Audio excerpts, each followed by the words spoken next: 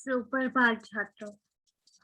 आज हम कक्षा 7 का के व्याकरण शुरू करने जा रहे हैं।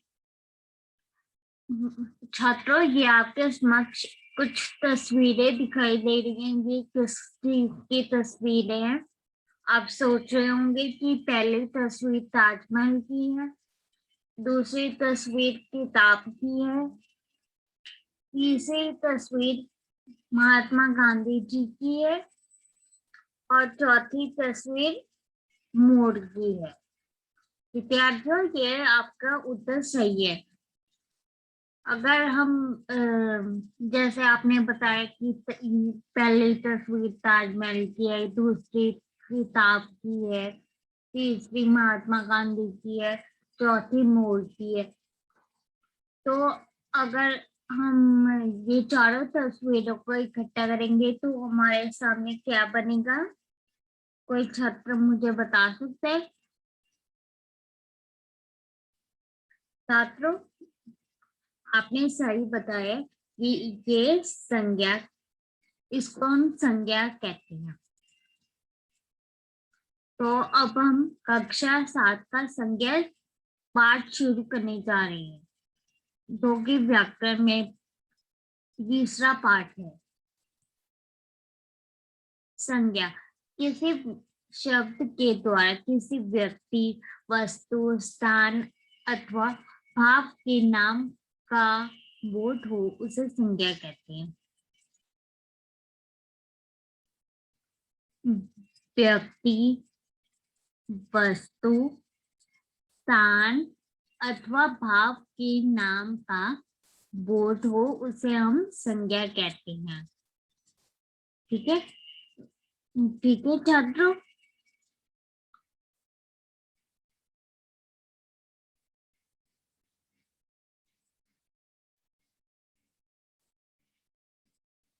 तो अब सोचिए कि संज्ञा के दो उदाहरण दो मुझे। कोई छात्र मुझे संज्ञा के उदाहरण दो।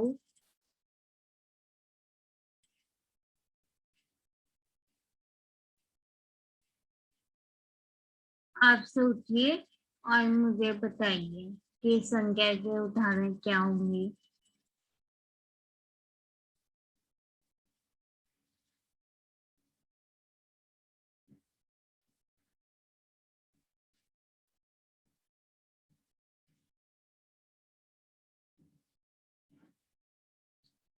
हाँ छात्रों, आपने सही उत्तर दिए कि लाल किला, राम, पीपल, आगा, ये सभी संज्ञा है। ठीक है छात्रों, आपने भी सही बताया। अब आपके सामने एक प्रश्न है, संज्ञा किसे कहते हैं? व्यक्ति व स्थान के नाम को प्राणी व अप्राणी वाचक को विशेष व्यक्ति, स्थान या वस्तु के नाम को किसी प्राणी, वस्तु, स्थान, भाव या गुण के नाम को।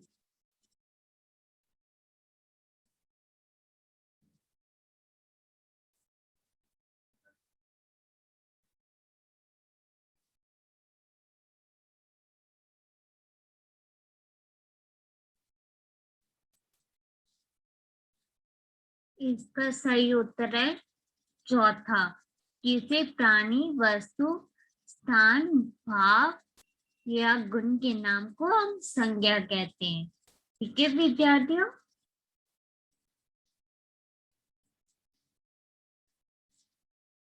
ये उत्तर है उस प्रश्न का। ठीक है, ये आपके सामने एक तस्वीर दिखाई दे रही है, तो इसे देखकर बताइए कि आपको क्या समझ में आ रहा है।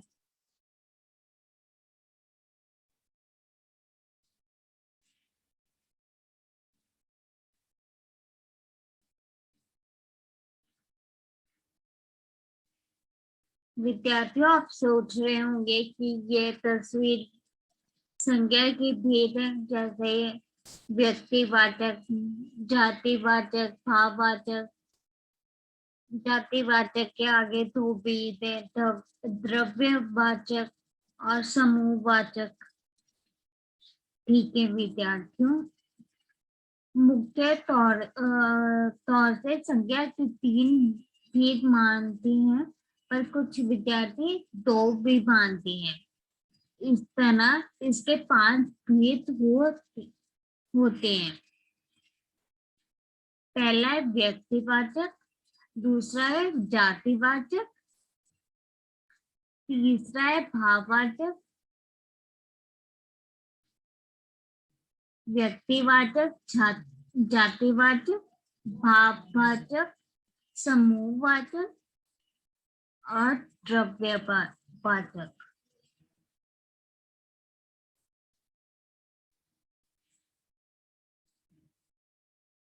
अब हम इन सबको बारी बारी से एक्सप्लेन करेंगे। पहला है व्यक्तिवाचक। ठीक है विद्यार्थियों,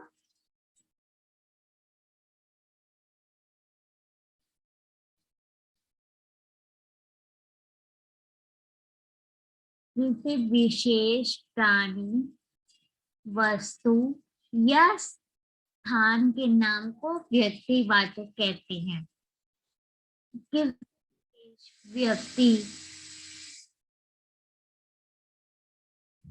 व्यक्ति, वस्तु या स्थान के नाम को हम व्यक्तिवाचक कहते हैं। जैसे जैसे आगरा, मानस, ये एक किताब है रामचरितमानस, ये हिंदुओं की एक किताब है। अच्छा, ओके विद्यार्थियों। राम किसी का नाम हो सकता है, लड़की का। गांधी जी आदि।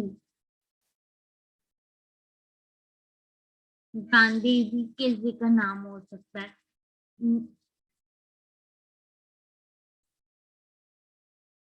तो आपके सामने एक प्रश्न है।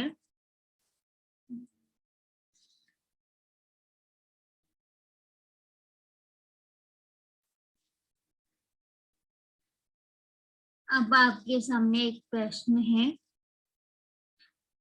व्यक्तिवाचक संज्ञा के उदाहरण दो। व्यक्तिवाचक संज्ञा के उदाहरण दो।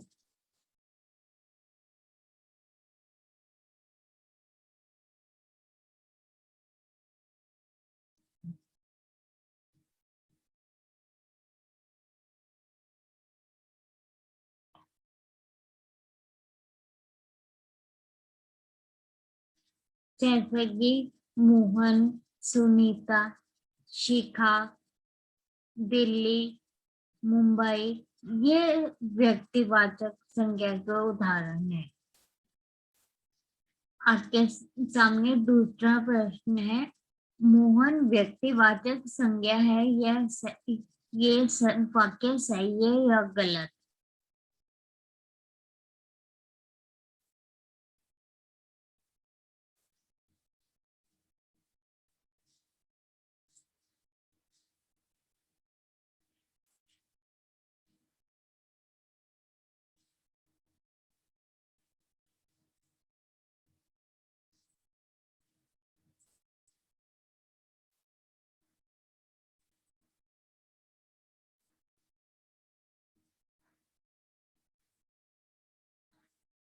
मोहन व्यक्तिवाचक संज्ञा है, ये वाक्य सही है या गलत?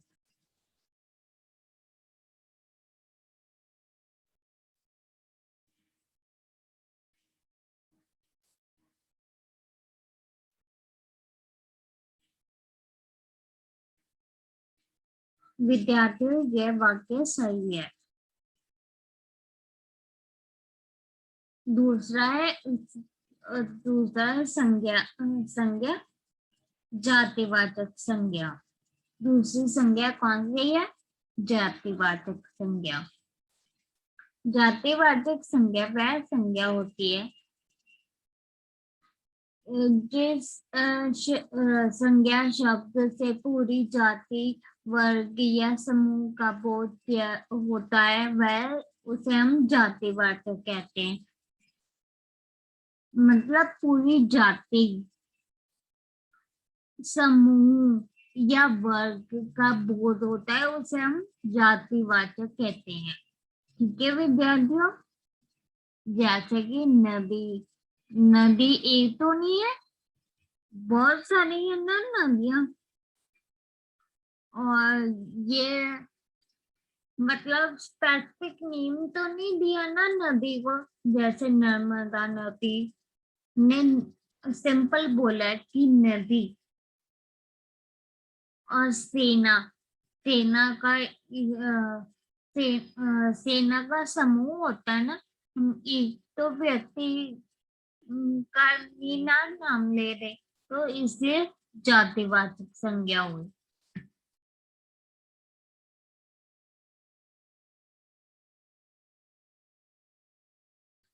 तो अब मुझे जातिवाचक संज्ञा के उदाहरण दो।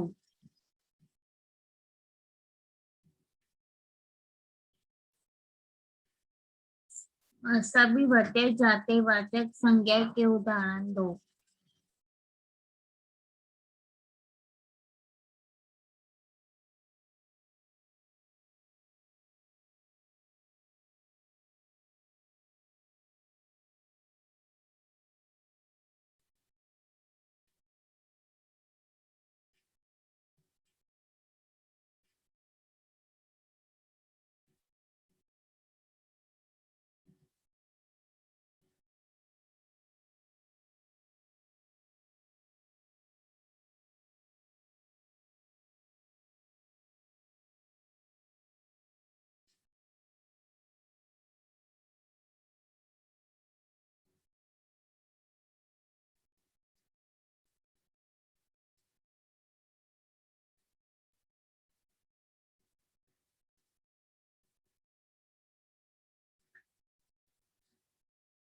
आप विद्यार्थियों, आपने सही उत्तर दिया। ये हैं उसके कुछ उदाहरण, जैसे कि अध्यापक, किसान, सागर, झरना। आपने भी सही उत्तर दिया। मैंने कुछ उदाहरण लिखे हैं, जैसे कि अध्यापक, किसान, सागर, झरना।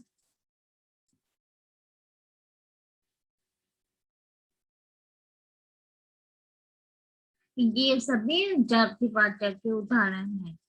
ठीक है विद्यार्थियों, लड़का जातिवाचक संज्ञा है, ये वाक्य सही है या गलत?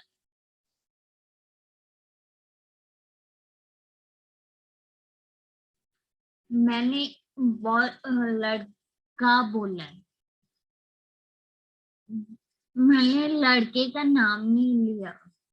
लड़का जातिवाचक संज्ञा है या नहीं, ये वाक्य सही है या गलत?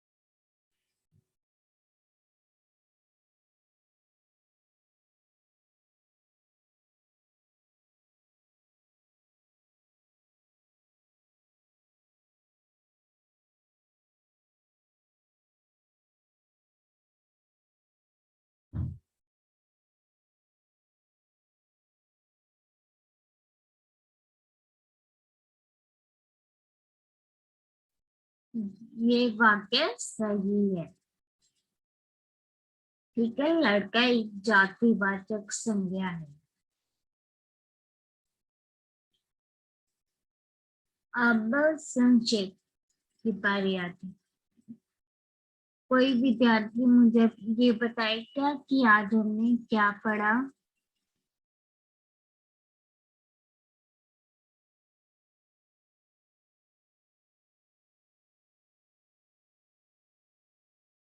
आज की कक्षा में हमने संज्ञा के बारे में पढ़ा, उसके 2 प्रकार के भेदों के बारे में पढ़ा, जो कि जातिवाचक और व्यक्तिवाचक संज्ञा है।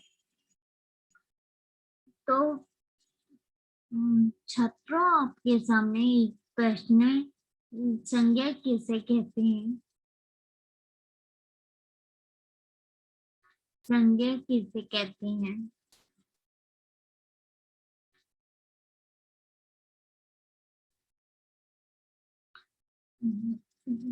स- संज्ञा उस शब्द को कहते हैं जब किसी व्यक्ति, वस्तु, प्राणी, जगह का जो बोध कराए वह शब्दों को हम संज्ञा कहते हैं। व्यक्तिवाचक संज्ञा की दूसरा प्रश्न है हमारे सामने, व्यक्तिवाचक संज्ञा किसे कहते हैं?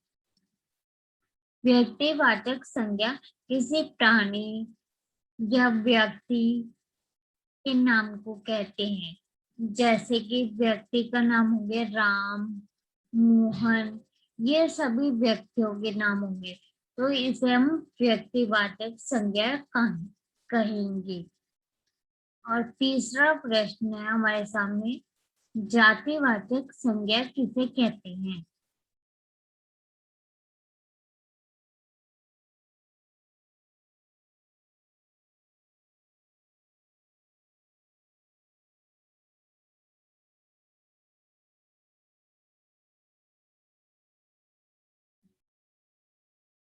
छात्रों, मैं बताती हूँ कि जातिवाचक संज्ञा जब किसी समूह, इकट्ठ